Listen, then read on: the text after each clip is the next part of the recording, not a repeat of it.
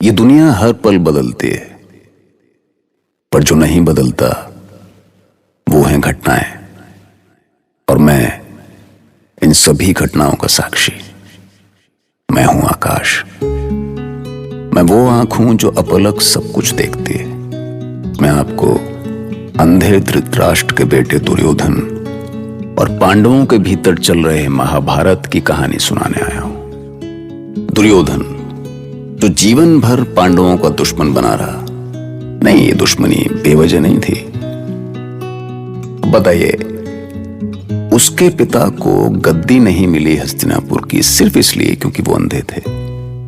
उसके सामने जीवन भर उसकी मां आंखों पर पट्टी बांधकर जीती रही और वो जीवन भर यही सोचता रहा कि आखिर उसके साथ ही ऐसा क्यों हुआ। आखिरकार नियति ने अपना वो खेल खेला जब द्रौपदी ने हंसी हंसी में कहा, अंधे का बेटा अंधा। बस वो दिन और आज दुर्योधन ने तय किया कि अब इस आग में या तो कौरव जलेंगे या पांडव, और हां, पूरे के पूरे। मेरा बदला पूरा तो होगा ना मामा। इंद्रप्रस्थ में इन पांडवों ने जो मेरा अपमान किया है, मैं उसे जीवन भर भूल नहीं सकता मामा। मेरे आत्मसम्मान को लात मारी है और नीच पांडवों ने। भांजे, लोमड़ी सा सोचो, बाघ सा नोचो। तुम्हारे अपमान से 1000 गुना अपमानित होंगे ये पांडव। इन्हें तो छिपने तक की जगह नहीं मिलेगी। मामा ने अभी पूरे पासे ही कहां खोले, जीवन भर सर नहीं उठा सकेंगे ये सब बोले। लेकिन मामा, मैं उस द्रुपद कुमारी पांचाली से बदला कैसे लूं? उसकी वो हंसी मामा आज भी मेरे कानों में पिघले शीशे जैसी पीड़ा देती है। पांचाली की हंसी चीत्कार में बदल जाएगी भांजे। वो तो दया की भीख मांगती फिरेगी। वो इसी सभा में लोगों के पैरों पर गिर कर गिड़गिड़ाएगी भांजे। बस बस मेरे इशारों को समझते रहना। आपके आंखों के इशारे तो क्या हुआ, मैं तो आपकी उंगलियों की हरकत भी समझ लेता हूँ। इतना तो मेरी धर्म पत्नी मुझे नहीं समझती जितना तू मुझे समझता है मेरे भांजे। चलो शुरू करते हैं इन उंगलियों के खेल का अगला दौर। अब बिन बादल नाचेगा बर्बादी का मोर।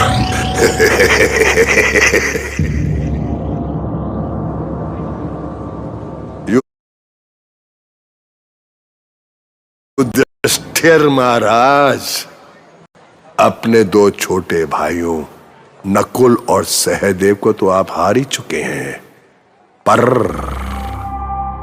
अभी भी 2 भाई शेष हैं। ये सब बोलते हुए लज्जा नहीं आती शकुनी? हमारी सारी संपत्ति ले ली, धन वैभव ले लिया, अब क्या हम सभी भाइयों की एकता भी छीनना चाहते हो? ऐसे अधीर क्यों हो रहे हो धर्मराज? मैं तो चाहता हूं कि आप भी जीते अपनी हारी हुई सारी संपत्ति। बस एक बाजी और। बस बस, मुझे परामर्श ना दे शकुनी। अरे अरे धर्मराज युधिष्ठिर, आप आशंकित क्यों हो रहे हैं? आशंका से विवेक नष्ट हो जाता है और बिना विवेक के जीवन में बड़ा कष्ट हो जाता है। गंधार कुमार शकुनी, आप अपनी मर्यादा की सीमाएं पार कर रहे हैं। जरा तरस खाओ अपनी हालत पर। एक टांग से तो लंगड़े हो ही, कहीं ऐसा ना हो कि मैं एक टांग से लंगड़ा हूं और भीम तुम बुद्धि से लंगड़े हो। शकुनी, चिल्लाओ मत भीम,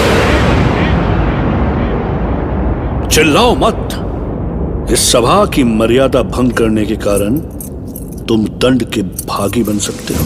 तुझ में मुझे दंड देने का साहस है तो सामने आ दुर्योधन। भीम, मैं खड़ा क्या है? मेरे सामने आ, अभी निर्णय हो जाएगा। शांत हो जाओ दुर्योधन, शांत हो जाओ भीम। मुझे मत रोकिए भैया, इसकी नीचता मुझे सहन नहीं होती। ये परीक्षा की घड़ी है भीम। मुझे नहीं देनी कोई परीक्षा। बस भीम बस, मैं सब समझ रहा हूं भीम, शांति से बैठ जाओ। देखो भीम, हम सुख में भी साथ हैं और दुख में भी हमें साथ रहना है। ये हुई ना बात? क्यों युधिष्ठिर, और कुछ है दांव पे लगाने के लिए? ठीक है, मैं आर्यवर्त के सर्वश्रेष्ठ धनुर्धर अर्जुन को दांव पर लगाता हूं। चलिए 9। हम जीत गए मामा श्री, हम जीत गए। हम नहीं जीते भांजे, मेरे पास से जीते हैं। मुझे क्षमा करना अर्जुन।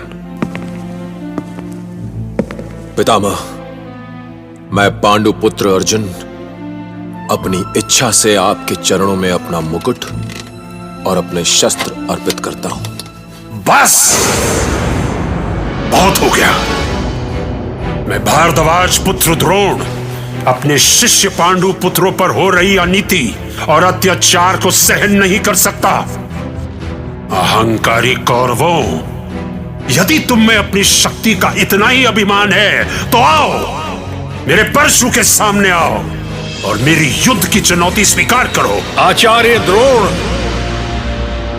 क्षमा करें महाबली भीष्म, मेरी आत्मा इस अधर्म को देखकर शांत बैठने की आज्ञा नहीं देती। धिक्कारती है मुझे मेरी आत्मा। गुरुदेव, अपने परशु का भय हम कौरवों को मत दिखाइए। गुरुदेव, शांत रहो दुर्योधन, शांत। हम आचार्य से बात कर रहे हैं। क्या अब मुझे तुम्हें यह सिखाने की आवश्यकता है कि तुम्हें हमारे बीच में बोलने का अधिकार नहीं है? क्षमा करें पितामह, लेकिन यह सभा वार्ता के लिए नहीं, द्यूत क्रीड़ा के लिए बुलाई गई है। यह देखकर बहुत अच्छा लगा दुर्योधन कि तुम मेरे सामने कुछ बोलने का साहस जुटा सके, पर क्रीड़ा के नाम पे तुम पांडवों से जो छल कर रहे हो वो ना तो नीति के अनुसार है और ना राजधर्म के। आप इसे अभी और इसी समय अनैतिक घोषित करें पितामह। हम विवश हैं आचार्य। राज परंपरा के अनुसार इस समय महाराज धृतराष्ट्र ही कोई निर्णय ले सकते हैं, किंतु वो मौन हैं और मौन ही रहेंगे। आज तक मैं समझता रहा कि महाराज केवल देख नहीं सकते, पर अब लगता है कि वो ना देख सकते हैं और ना ही सुन सकते हैं। आचार्य द्रोण, आप हस्तिनापुर परम प्रतापी महाराज के विवेक को चुनौती दे रहे हैं, अपमान कर रहे हैं उनका आप। और यह आप भली भांति जानते हैं कि महाराज का अपमान राजद्रोह है। यदि इस अनीति को रोकने के लिए मुझे राजद्रोह भी करना पड़े दुर्योधन, तो मैं वो भी करूंगा। ठहरे आचार्य, धैर्य धारण करें। हम इस विषय पे पुनः वार्ता करेंगे। मैं कुमार दुर्योधन की ओर से पूरी सभा से क्षमा मांगता हूं और प्रिय पांडव युधिष्ठिर से अनुरोध करता हूं कि अगर वो खेल को छोड़कर जाना चाहे तो वो जा सकते हैं। मैं स्वयं अपनी हार मान लूंगा, परंतु नहीं, मैं अपने महाबली भ्राता भीम को दांव पर लगाता हूं। बस करो भैया, ये अनर्थ है, घोर अनर्थ है। मैं मृत्यु को गले लगा सकता हूं, पर इस नीच का दास कभी नहीं बनूंगा। शांत रहो भीम, मेरे लिए जैसे मेरे और भाई हैं, वैसे तुम भी हो। हम सभी साथ हैं और साथ रहेंगे। ये एकता ही हमारी शक्ति है। भैया, ये क्या हो गया है आपको? मैं तुम्हारी भावनाएं समझ सकता हूं भीम। सभासदों, भीमसेन हमारी सेना के महाबली सेनापति हैं।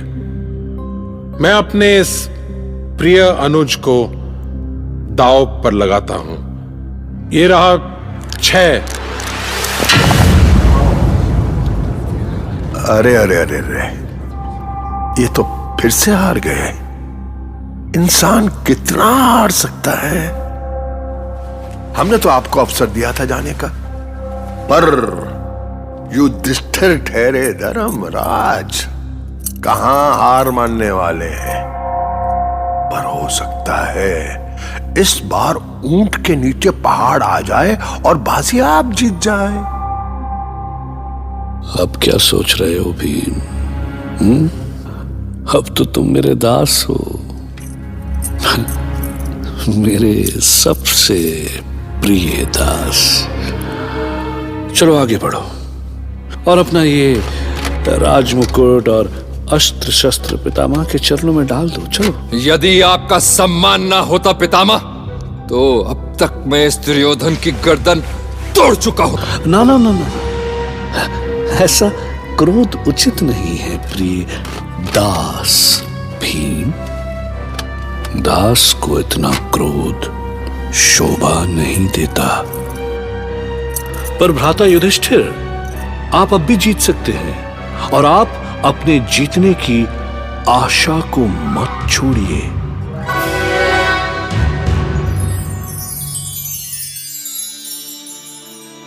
अब कैसी आशा, कैसा विश्वास निहारिका। पांडवों ने केवल स्वयं को दांव पर नहीं लगाया है, वो अपनी आशा, अपना विश्वास भी हार चुके हैं। और धर्मराज अब भी दांव लगाने के लिए बैठे हैं, जबकि उनके पास तो कुछ भी नहीं बचा। कुछ भी नहीं बचा है महारानी। तुम्हारे आंसू बहाने से कुछ नहीं होगा निहारिका। वो धर्मराज हैं, वो जो चाहेंगे वही होगा और हमें उसके लिए तैयार रहना होगा। क्या आप कुछ भी नहीं कर सकती महारानी? वो आपकी हर बात मानते हैं, क्या आप उन्हें रोक नहीं सकती? नारी जितनी तन की सीमाओं में बंधी है, उससे अधिक मन की सीमाओं में बंधी है निहारिका। उन सीमाओं को तोड़कर आगे बढ़ना या पुरुषों की सोच को बदल देना, इसकी सिर्फ कोशिश की जा सकती है। पर इस समय मैं रजस्वला हूं, एक वस्त्र हूं। मैं तो उस सभा में जा भी नहीं सकती। परंपरा ने मेरे पांव बांध रखे हैं। और फिर मैं उनके लिए क्या कर सकती हूं, जो पहले ही कौरवों के दास बन चुके हैं। सभासदों, अब ये द्यूत क्रीड़ा बहुत मनोरंजक हो गई है, पर मुझे भ्राता युधिष्ठिर से विशेष सहानुभूति है। मैं चाहता हूं कि उनकी हारी हुई संपत्ति पुनः उनके पास वापस चली जाए।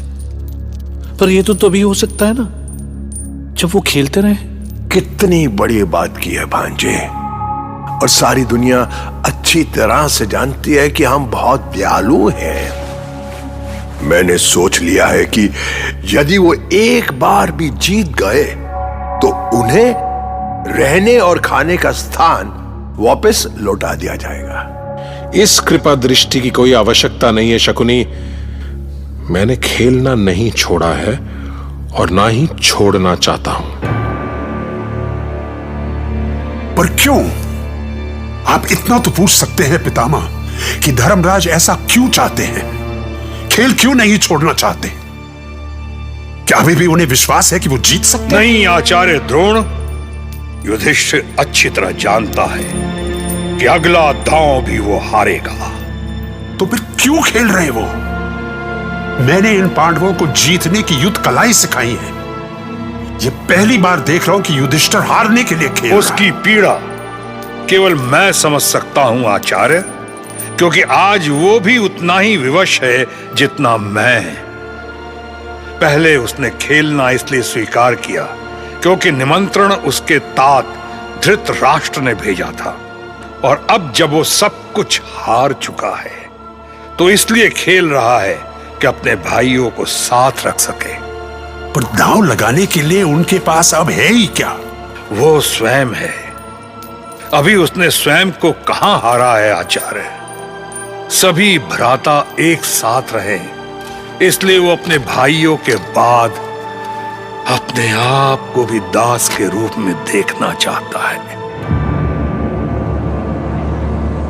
गांधार कुमार शकुनी, अब मैं स्वयं को दांव पर लगाता हूं।